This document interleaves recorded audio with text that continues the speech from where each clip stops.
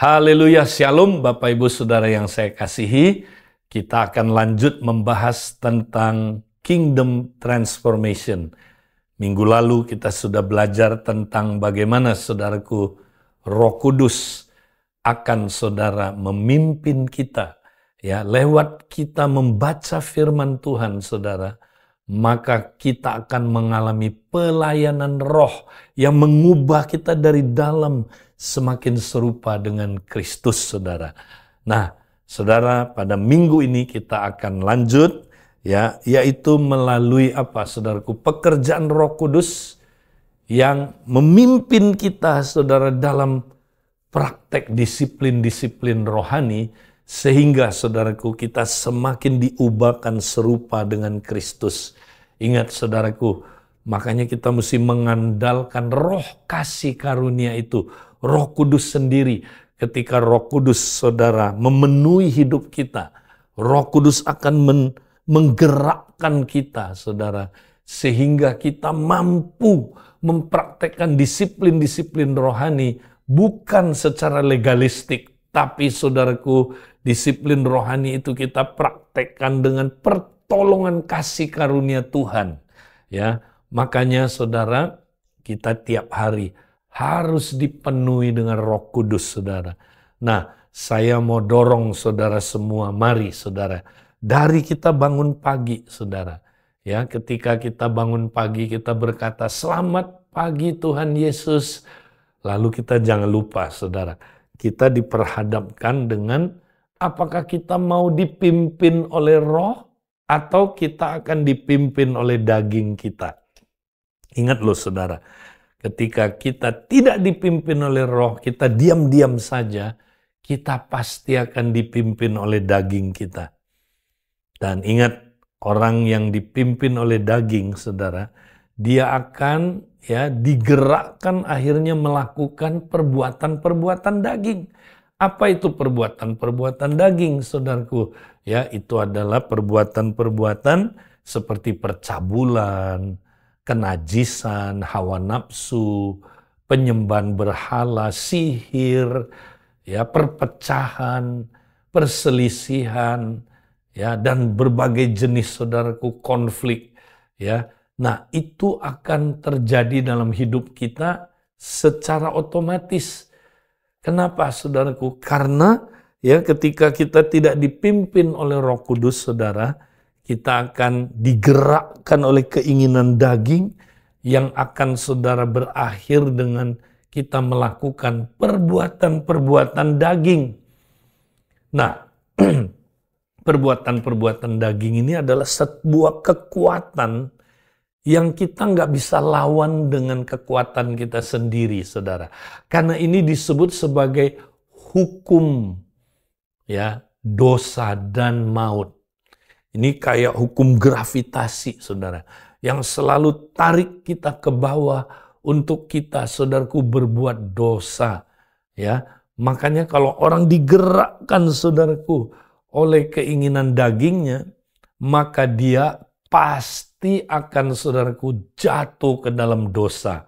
Ya, nah, dia akan ngalamin seperti yang di dalam Roma pasal 7. Apa yang baik yang aku ingin lakukan, aku nggak bisa lakukan. Justru apa yang jahat yang aku benci, itu yang aku lakukan. Celakalah aku, ya, kata Paulus. Siapakah yang dapat melepaskan aku dari tubuh dosa ini? Ya, jadi ada sebuah hukum yang tarik kita, ya, membuat kita mau nggak mau kita jatuh dalam dosa, saudara. Ya. Nah, gimana melawan hukum ini, saudara? Ya, hukum harus dilawan dengan hukum juga. Maka, saudara, nanti kalau saudara baca dalam Roma 8, dikatakan, saudaraku, hukum roh dalam Kristus Yesus, ya, telah melepaskan kita, saudara, dari hukum dosa dan maut. Ya, jadi kalau kita berjalan dalam roh, ya, kita ikuti pimpinan roh, apa yang terjadi, saudara? Kita, ya, digerakkan oleh sebuah hukum yang lain. Hukum Roh Kudus, saudara. Hukum ini lebih kuat dari hukum daging, saudara. Hukum dosa dan maut. Sehingga dua hukum ini kalau berperang, saudaraku, bertempur, yang menang hukum roh. Saya ulangi lagi, saudara. Sama seperti kalau saya, saudaraku, tiup balon.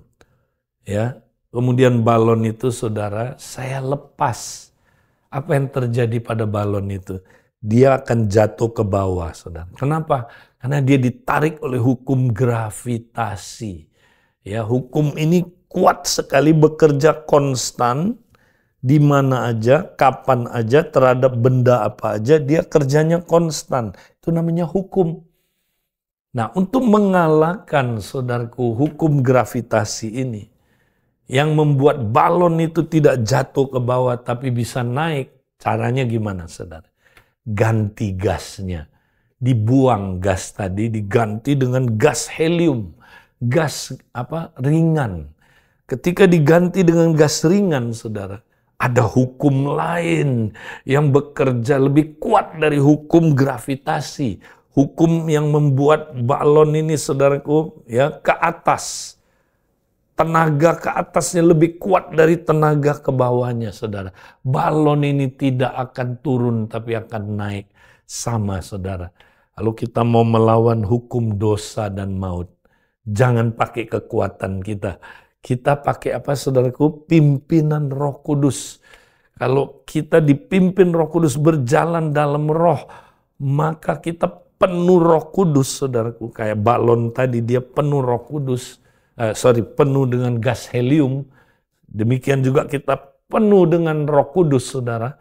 Maka kekuatan yang menarik kita ke arah sini ya akan lebih kuat dari kekuatan yang menarik kita untuk berbuat dosa tadi. Ya, kita akan ke sana, saudara. Makanya kita mesti mengandalkan Roh Kudus di dalam kita praktek disiplin-disiplin rohani, saudara. Ya. Jadi kita praktek doa, kita praktek puasa, kita praktek, saudaraku, baca firman, kita praktek, saudaraku, disiplin-disiplin rohani dengan pertolongan Roh Kudus, saudara. Maka nanti kekuatan Roh Kudus itu, kekuatan kasih karunia itu yang memampukan ya kita mengalahkan, ya saudara, perbuatan-perbuatan daging itu. Mematikan perbuatan-perbuatan daging. Ya, Galatia katakan, saudaraku, ya Galatia 5, ya katakan apa, saudara? Berhiduplah oleh roh, maka kamu tidak akan mengikuti keinginan ya duniawi, keinginan daging. Tidak akan. Kita bahkan akan mematikan perbuatan-perbuatan daging. Sehingga kita makin bertumbuh, makin kudus. Makin kudus. Ya, kita meninggalkan hawa nafsu duniawi kita. Ya, kita meninggalkan kefasikan. Akhirnya kita makin serupa dengan Kristus. Makin kudus serupa Kristus. Saudara, mari kita praktek disiplin-disiplin rohani. Dengan pertolongan Roh Kudus, saudara. Ya, ini yang akan membuat kita tiap hari berubah, makin serupa Kristus, makin serupa Kristus. Saya doakan supaya saudara menangkap, mengerti kebenaran ini, saudara. Haleluya. Kita mau tetap semangat mempraktekkan disiplin-disiplin rohani dengan pertolongan Roh Kudus, saudaraku. Pertolongan Roh kasih karunia itu.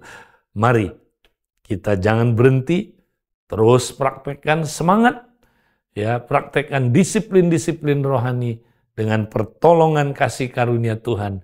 Kita pasti makin berubah serupa Kristus. Haleluya.